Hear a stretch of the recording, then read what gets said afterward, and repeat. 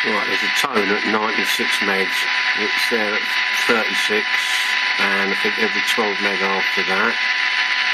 All harmonics. Possibly the USB.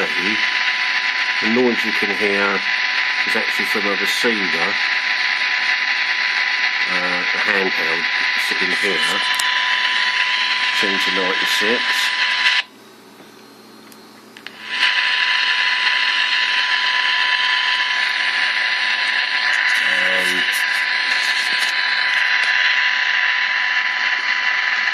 When I kill the low noise amplifier,